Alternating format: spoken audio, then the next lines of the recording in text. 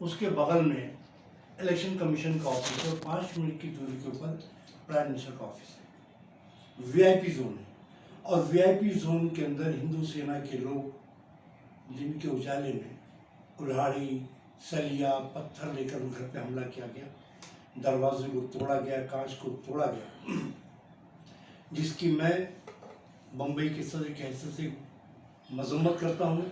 और ये बुज़दिलाना इक़दाम है और इनके पीछे कौन से तथ्य मौजूद हैं उसका खुलासा होना बाकी है। जहाँ तक अमित शाह की बात है, देश के वो होम मिनिस्टर हैं और उन्हीं के संपर्क में दिल्ली भी आती है। तो मैं उनसे मांगनी करता हूँ कि आप अपना इस्तीफा दें। आप देश का लॉ ऑर्डर संभाल रखने में नाकाम हैं और देश में शांति अशांति में तब्दील होती चली आ रही है। चाहे दिल्ली हो, चाहे मुंबई, चाहे कोई भी शहर हो, हर जगह आज अशांति का माहौल फैल रहा है। और जो तथ्य जिन्होंने ये हमला किया है उनका मकसद है फिरका वाराना को हवा देना, हिंदू मुसलमान के बीच तनाज़ा पैदा करना, जो एक नाकाम कोशिश है। अगर आपको कुछ भी बोलना है तो मुल्क जमहूरी मुल्क है, आपको पूरा हक है कि आप मंच पर जाएं, स्टेज पर जाएं, पार्लियामेंट में जाएं, असेंबली में जाएं, कभी भी बात रखें। वहाँ बात रखते नहीं है, चंद गुंडों के जरिए हमको डराने का प्रयास है, इमाम कार्यकर्ताओं को डराने का प्रयास है, जो नामुमकिन है। ना हम डरे हैं, ना दबे हैं, ना फंसेंगे किसी में। अव्वल मुल्क की जमहूरियत की सलामती के लिए हम लोग खड़े हैं और खड़े रहेंगे इंशाअल्लाह। ओवैसी साहब के आधिकारिक आवास पे हमला हुआ जी, जिसे हिंदू सेना के लोगों ने जी आक्रामक व्यवहार अपनाकर हमला किया है, जी। तो क्या मकसद रहा उन लोगों का? देखिए, उसी मकसद की एक बात साफ है कि ये हमला संयोजी के तौर पर किया गया है, एक प्लानिंग के तहत किया गया है और हिंदुस्तान के अंदर माहौल को ख़राब करने का प्रयास है और इनका नाकाम प्रयास है, बुज़दिलाना इक़दाम है। न हिंदू मुसलमान लड़ेगा, न सिख ईसाई लड़ेगा। हम एक हैं, एक ही रहेंगे, क्योंकि हमारा देश की खूबसूरती ये है कि सभी धर्म एक साथ चलते, एक साथ रहते हैं। इससे पहले की बात बता दूं, मुसलमानों की जो जहाँ तक की बात है, यह सरकार हर समय विफल रही है मुसलमानों के रक्षा के लिए, क्योंकि जो भी मुसलमान होते हैं या तो उन्हें आतंकवादी करारा कर दिया जाता है या कुछ भी तरीके का आपराधिक षड्यंत्र रचकर उन्हें जेल के अंदर कर दिया जा रहा है। तो आप कहाँ तक महफूज कर रहे हैं इस सरकार? देखिए, आज ये सरकार जो है बिल्कुल विफल है, एक इंसान की जान माल की सुरक्षा देने में विफल है। इसीलिए ये जो है लोगों की भावनाओं से खेल रही है। ये जो इक़दाम है एक सोचा समझा मंसूबा है। आज अक़लियत जो है अपनी आबादी के तनाव से ज़्यादा जेलों में है। एक सोचा समझा मंसूबा है जिसके तहत अक़लियतों को, दलितों को दबाने का प्रयास और कोशिश है, जो कि एक नाकाम कोशिश है। हिंदुस्तान का दलित भी जान चुका है, मुसलमान भी जान चुका है और हमारा हिंदू भाई भी जान चुका है। एकता में ही हमारी सारी खूबी छुपी हुई है और इनका मकसद है कि इलाके के लोगों में, शहर के लोगों में भय का माहौल क्रिएट करें, शहर में माहौल को ख़राब करें और अपनी रोटी चमकाएं। अब इनकी रोटी चमकने वाली नहीं है, इनकी दाल गलने वाली नहीं है। एमआईएम पार्टी जो है, मजलिस इत्तेहाद मुस्लिमीन पार्टी, अगर आपको जवाब देना पार्लियामेंट में जवाब दीजिए, आप कारपोरेशन में दीजिए, आप असेंबली दीजिए। आप असद साहब तो हर जगह हर मंच पर बाबा की दोहल बात करते हैं और जो सवालात हैं, चाहे वो अक़लियतों के हो, चाहे माइनॉरिटी के हो, चाहे हिंदू के हो, चाहे हम सबको रखते हैं।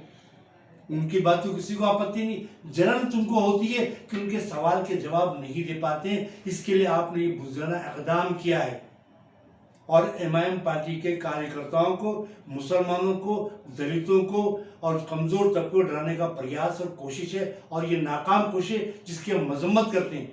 आपको एक बात बता दूं, मैं इससे पहले 2 मरतबा और कोशिश की जा चुकी है, ये तीसरी मरतबा कोशिश की गई है, लेकिन असद साहब 32 दांत में जुबान के बराबर है। जब भी खुलेगी इंशाअल्लाह बोलेंगे वो, और हक बोलेंगे और हक की लड़ाई के लिए जो होगा देखा जाएगा।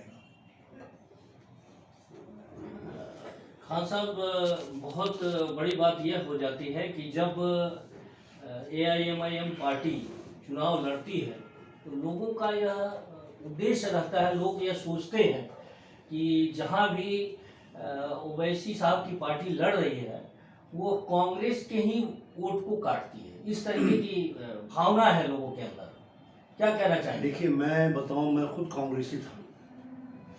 2 साल पहले तक मैं कांग्रेसी था। 2 साल के बाद मजलिस मुस्लिमीन पार्टी को मैंने ज्वाइन किया, इसके लिए कि कांग्रेस पार्टी ने मुसलमानों का इस्तेहसाल किया। कांग्रेस की वतन से आज भाजपा निकली, कांग्रेस की वतन से सेना निकली, कांग्रेस की वतन से समाजवादी पार्टी निकली। तो सबकी माँ तो कांग्रेस है ना, जिसने अकलियतों को, माइनॉरिटीज को हमेशा नजरअंदाज किया, उनके मसले नजरअंदाज किया। आज रोटी रोजी कहाँ है हमको? ना रोटी है, ना रोजी है, ना कपड़ा है, कुछ नहीं है। हाँ? वोट दें हम लोग तो थोड़ी किसी की बाप की जागीर है कि हम वोट देते रहेंगे, आप कुछ भी करते रहेंगे। आप आज हमको अपना हक मनवाना आ गया है, हमारी आवाज़ उठाने वाला व्यक्ति आ गया है, हमारा लीडर, हमारा कायद मौजूद है, जो बबांगे दोहल हर मंच पे बोलता है, बबांगे दोहल पार्लियामेंट में बोलता है, अकलियतों की आवाज़ उठाता है, वो मजलूमों की आवाज़ उठाता है। वो कौन सी पार्टी है जो अकलियतों की आवाज़ उठाती? बताइए आप मुझको। कभी कांग्रेस ने उठाया? कभी एनसीपी ने उठाया? कभी समाजवादी ने उठाया? कभी उठाएंगे नहीं लोग ना। आज एक ही पार्टी है जो बाकायदा हिंदुस्तान के अंदर अकलियतों की आवाज़ उठा रही है, माइनॉरिटी की आवाज़ उठा रही है, कमज़ोर तबके की आवाज़ उठा रही है और मुल्क के संविधान को बचाने की बात कर रही है। मुल्क का संविधान बचेगा तब देश बचेगा, और जो सरकारें हैं मुल्क के संविधान को ख़त्म कर देना चाहती हैं। इस मुल्क को हिंदू राष्ट्र बनाने का चक्कर है, इसीलिए ये पूरा कायरता भरा ये काम ये लोगों ने किया है। शहर के एटमॉस्फेयर को खराब करने का काम किया है, लोगों के जहनों को गुमराह करने का काम किया है। इसकी हम निंदा करते हैं और अमित शाह से इस्तीफे की मांग करते हैं कि आप इस्तीफा दो। जो पद पे आप बैठे हो उस पद के लायक नहीं हो आप। आपके ऊपर पहले इतने केसेस थे, सब खत्म हो गए आपके। योगी पर कैसे सब खत्म हो गए। तो कैसा गृह मंत्री है, कैसा चीफ मिनिस्टर है जो अपने पे लगे हुए इल्जाम खुद साफ कर देते हो मेरा भाई। तो मेरा कहने का मतलब है कि देश जाग चुका है और देश इसका भरपूर आने वाले दिनों में चुनाव में जवाब देगा।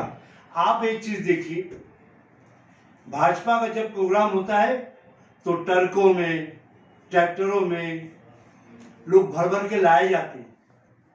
कांग्रेस प्रोग्राम करती है तो पैसे देके बुलाए जाते हैं। बीएसपी करती है उसका भी वही हाल है, समाजवादी पार्टी का वही हाल है। लेकिन असदुद्दीन ओवैसी का जब प्रोग्राम लगता है तो आदमी दरजोग जुटता है, गरीब कमजोर सब जुटते हैं वहां पर, और हजार लाखों की तादाद में लोग जमा होते हैं। इससे बात साबित होती है कि ये लोगों ने अपनी इमेज समाज में खो चुके हैं। असद साहब की जुबान, असद साहब की इमेज आज हर जगह सर चढ़ के बोल रही है। खान साहब, भारत की आज़ादी में मुसलमानों का विशेष योगदान रहा है। यहाँ तक कि इकबाल साहब ने खुद लिखा है, सारे जहां से अच्छा हिंदुस्तान हमारा। फिर भी भारतीय जनता पार्टी यह किस तरीके का विरोध कर रही है मुसलमान और देखिए, इनका विरोध वाजिब है। जिन्होंने मुल्क की आज़ादी में कोई योगदान नहीं किया, न कभी जेल गए, न कभी हवाला अध्ययन के मरा नहीं इसके लिए। जो आदमी आज़ादी की लड़ाई में अपने घर में बैठ रहा था, अंग्रेजों के हाथ में कठपुतली बन के बैठा था, उनकी दलाली करता था, आज जो सत्ता पे आ गए धर्म के नाम पर, लोग गुमराह करके आ गए हैं। आज देश का क्या हाल है? रेलवे बिक गया, एयरपोर्ट बिक गया, हाईवे बिक गया, इवन लाल किला बिक गया, और ये प्राइम मिनिस्टर बन के घूम रहे हैं लोग। तो क्या इनको यह हक है कि अपनी घर की चीजों को बेचकर आप घर चलाने का काम कर रहे हो? आप में क्षमता ही नहीं है, ताकत ही नहीं है घर देश चलाने की। तुम तो अंग्रेजों के दलाल थे और दलाल ही रहोगे आप। और देश का भट्टा बिठा दिया इन लोगों ने, देश को कमजोर कर दिया। आज नौजवानों के पास नौकरी तक नहीं है। आज हर घर में फाके की नौबत आ चुकी है, लोग सोना बेच बेच के घर चला रहे लोग। तो नौबत क्यों आ गई? हमारा देश सोने की चिड़िया थी, उस चिड़िया के पर नोचे जा रहे हैं, एक के बाद एक उसको नंगा किया जा रहा है, बड़ा किया जा रहा है। और ये भारतीय जनता पार्टी और इस देश के आरएसएस ये पूरा काम कर रही है। आज जितना भी सेक्टर है सब खत्म कर रही है लोग। आवाम के हाथ में कटोरा देने का चक्का इनका है। आज के टाइम पर गरीब गरीब होता चला जा रहा है और अमीर अमीर होता चला जा रहा है।